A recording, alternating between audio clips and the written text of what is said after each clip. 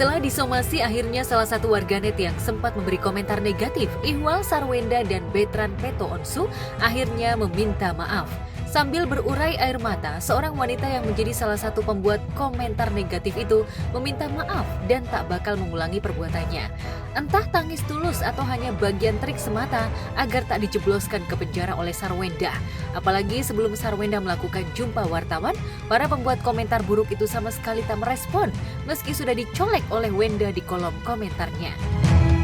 Atas nama Cancer atau Putri Nayani meminta maaf sebesar-besarnya kepada keluarga Sarwenda atas komenan saya yang viral yang tidak beretika dalam bersosial media.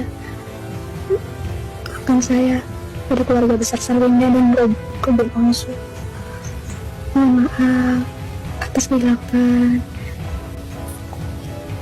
atas komenan saya yang berujung viral.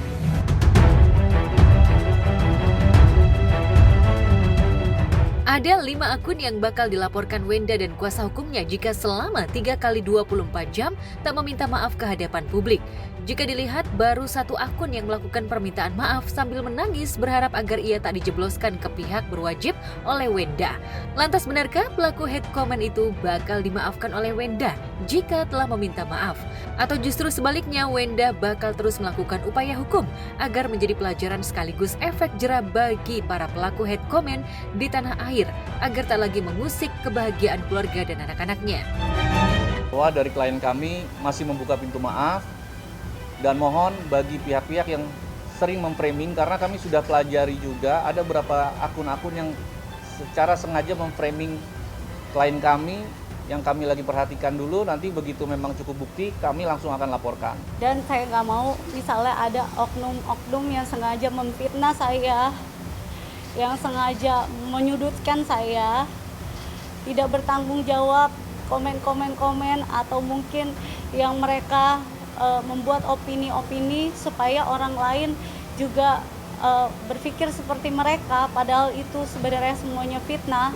Itu benar-benar diselesaikan dengan baik-baik demi kedepannya tidak mengganggu psikologis ataupun mental anak-anak saya.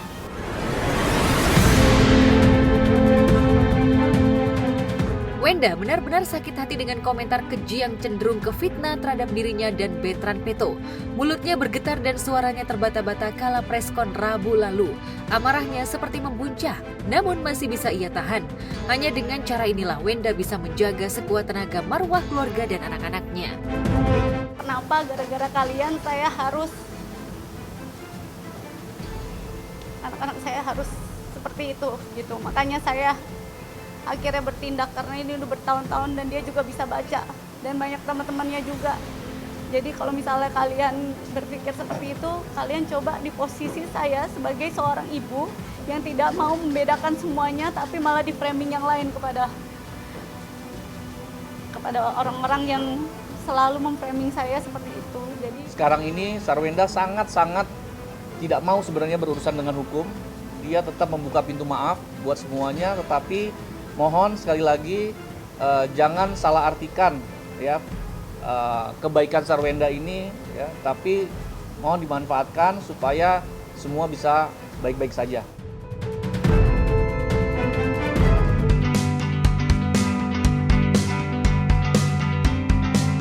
Saat Sarwenda tak henti diguncang prahara rumah tangga serta berjuang sendirian menghadapi gencarnya serangan para haters, kebahagiaan justru tengah menyelimuti pasangan kekasih Thorik Halilintar dan Alia Mas Said. Pasangan yang setiap gerak-geriknya nyaris tak terlepas dari hujatan fans toksik dengan beragam nyinyiran para haters ini, akhirnya santer dikabarkan akan segera berlabuh ke pelaminan. Teka-teki rencana pernikahan itu sudah mulai terkuak sejak sejoli ini dikabarkan sudah bertunangan. Bermula dari undangan ngopi bareng, Thorik akhirnya resmi melamar putri almarhum Aji Mas Said dan Reza Artamevia ini. Foto-foto dan video ketika Alia menunjukkan jari manisnya bertah-tahkan cincin pun beredar lengkap dengan setelan baju pasangan serba putih. Bahkan pada video yang diposting Thorik, ia langsung memuji kecantikan calon istrinya. Sementara Alia tampak begitu bahagia menunjukkan cincin tunangannya.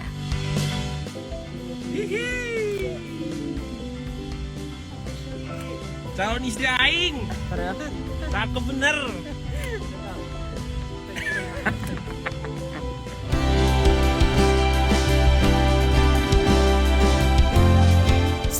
Ungkapan bahagia akan segera melabuhkan cinta sucinya, pada postingannya Thorik juga membubuhkan tulisan penegas tanggal lamaran, yakni 15 Mei 2024, sebagai tanggal bersejarah dalam perjalanan cintanya, seraya membubuhkan berjejer foto kemesraannya dengan latar hamparan pemandangan alam. Mereka berdua. Ada keluarga baru. Iya. Iya. Iya. Sampai ke pernikahannya.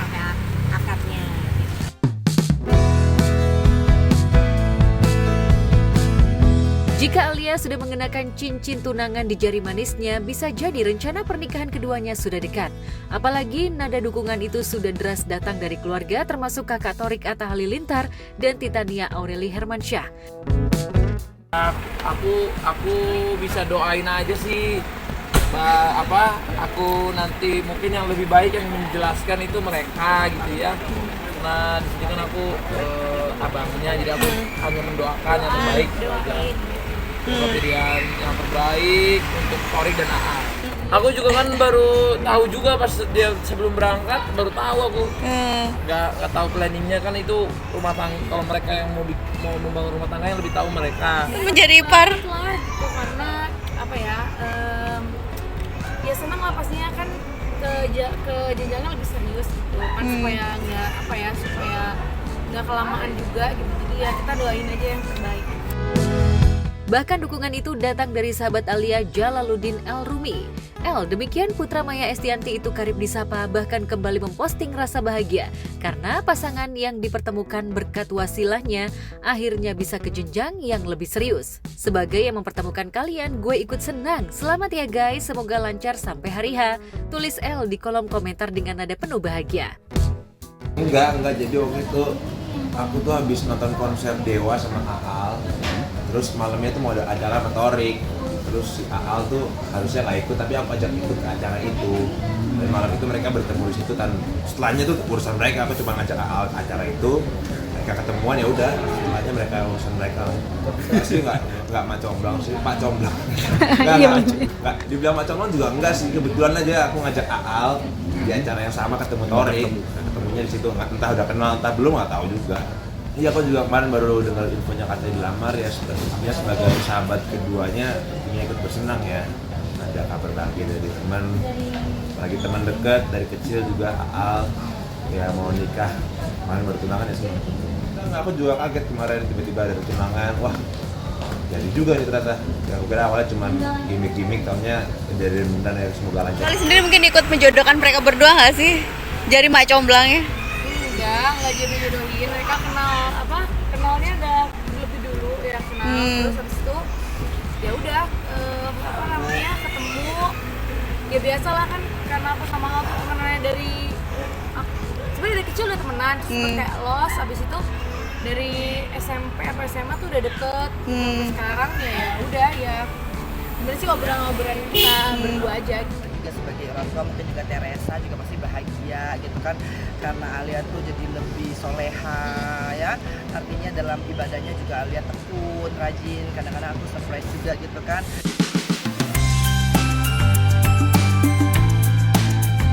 Ya, sejak berpisah dari Fuji Utami dan memutar haluan hatinya pada Alia, Thorik dan Alia sempat jadi bulan-bulanan fans Fuji yang dikenal fanatik dan gemar menyeruduk siapa saja yang berlawanan dengan idolanya. Alia bahkan tak jarang dibanding-bandingkan dengan Fuji, baik dari sisi kecantikan maupun prestasi hingga chemistry-nya dengan Thorik.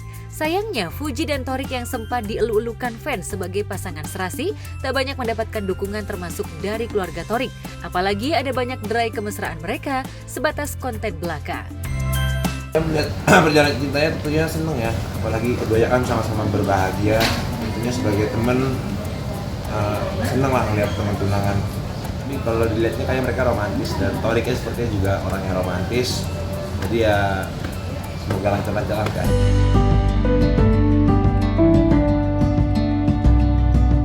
Anehnya, setelah Thorik hengkang dari kehidupan Fuji, fans fanatiknya malah berinisiatif menjodohkan Fuji dengan El Rumi yang notabene sahabat Alia. Sontak kala itu, El pun langsung buru-buru klarifikasi, menunjukkan sikapnya yang tak nyaman dijodohkan dengan mantan Thorik Halilintar.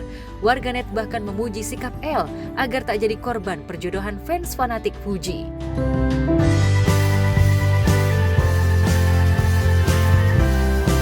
Belakangan ketika warganet tahu jika El Rumi lah yang sesungguhnya menjodohkan Thorik dengan Alia, maka alasan El menolak dijodohkan dengan Fuji pun sudah terang benderang.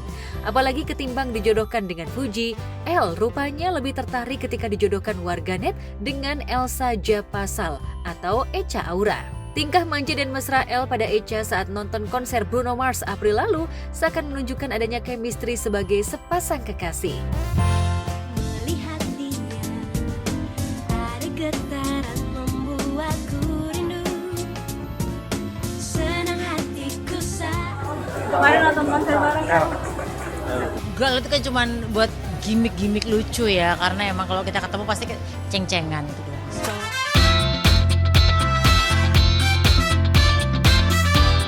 Bukti kedekatan El dan Echa pun mendapat dukungan dari warganet. Warganet pun tak pelak membandingkan sosok Echa dan Fuji. Bagi mereka, Echa lebih cocok mendampingi El ketimbang Fuji yang nyaris tak ada bukti kedekatan dengan El ketimbang Echa. Kecuali didorong oleh hasrat fans fanatik Fuji yang ngebet menjodohkan idolanya dengan putra Ahmad Dhani itu. Lantas bagaimana reaksi El ketika ditanya soal sosok Echa?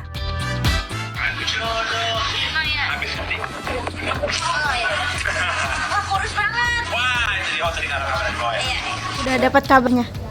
Udah ya. Oke, makasih.